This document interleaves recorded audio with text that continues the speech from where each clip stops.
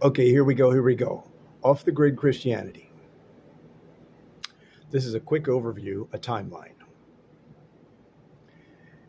You got Messiah Yeshua right here. That's approximately year 1 to 3. Messiah Yeshua shows up. And then he grabs his disciples, and for 300 years, there is great peace and freedom, and there's death and persecution. For 300 years, the meetings are only in the homes. They're just in the homes. But then you've got Constantine and Theodosius, and the trouble comes, the grid comes, the persecution of Jesus' truth gets into the church leadership. So the grid is after the first 300 years, and all these little stars, those are the Jesus goodies. So there's Jesus, lots and lots of Jesus goodies here because it's very consistent in small meetings. But then over the years, there's still beautiful powers and amazing things happening in different ministries and groups, et cetera, et cetera. And so off the grid Christianity is going to grab the very best Jesus goodies from the first 300 years and from all the ages now and the ages past from special ministries and movements. And all of these things are going to be given to you. These are for you. So that's the idea of the grid.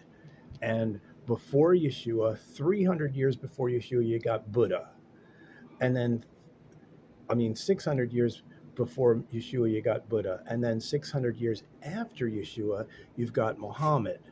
But in the middle, you've got the Septuagint at about the 300-year point. And then you've got Constantine and Theodosius 300 years before Muhammad. And in some ways, Muhammad rose up against the hierarchical structures of Christian forms.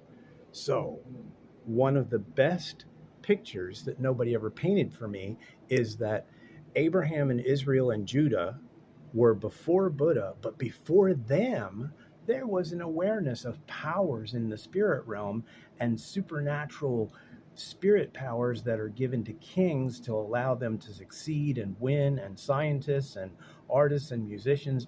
There was always an understanding that there are spirit powers going on that are affecting human beings. And that, in my scientific intellectual world that I grew up in, I was not curious about the invisible powers of spirit beings that are smarter than humans and can affect us.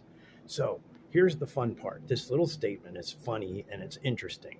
It's using two words that are a little complicated. The Havyarah defeats, prohibits, and stops the Apkallu. And what that means is Havyarah just means friend group. It doesn't mean family group. It literally means even little children are our friends and can speak wisdom from the Holy Spirit.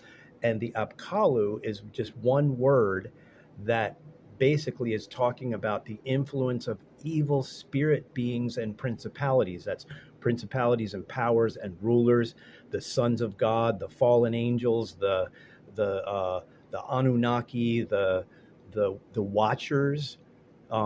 In the book of Enoch, it talks about how there are these Watchers that hate the humans and are trying to mess with the humans.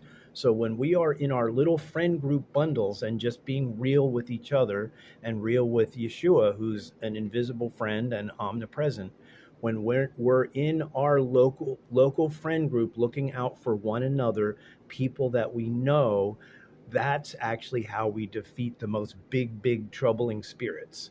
And that's why Paul says, hey, I celebrate my weaknesses and I describe the areas where I still have some troubling spirits in my life so that my friends can, help me out. So over here, the highest objective of true apostles is simply forming safe Havyarah, forming safe friend groups in a real, personal, local setting. And those safe friend groups have two important things. Number one, power and guidance of the Holy Spirit, who is sent as a comforter. The Holy Spirit is a comforter for our crazy souls. The Holy Spirit is a guide for our inner lives and a teacher. So the safe friend groups have the power and guidance of the Holy Spirit and also the teachings of Yeshua, Jesus Christ, the Sermon on the Mount, the way of life teachings, and in 2 John, verse 8 to 11, it says, if you rush ahead with your ministry, but you don't utilize all the teachings of Christ, you may not have God. If you use all the teachings of Christ, you have both the Father and the Son. So his teachings and the power of the Holy Spirit are two things that have to be alive together in the friend group. And the objective of Off the Grid Christianity is just simplifying all the complexity of Christianity and living a happy little life and doing our jobs in a good way and teaching the kids and jumping in the water and having a good meal. And so we're not upset with the grid that we're in that got started back around the time of Constantine and Theodosius. And we are looking to find and look at special ministries and special groups of people who have written things down and have had experiences. I mean, miraculous stuff, wild stuff. And so Off the Grid Christianity is trying to take the Jesus goodies sparkles from the first 300 years and the Jesus goodies sparkles from people who are even alive now and who have lived across the ages since, since the first 300 years, and basically put them in simplistic packages that you can snack on and enjoy while you're trying to cope with all the problems in life. Our Christian experience is heavily affected by the grid of pleasures and comforts. Our Christian experience is heavily affected by human designs and money and material things. Our Christian experience is heavily affected by hierarchical structures that feel safe and valuable. But we're always going to be struggling with all kinds of various little things. And that's why we need to be conscious of the grid and remember that our friend group can help to keep us safe. Yahoo, yippee, Off the Grid Christianity.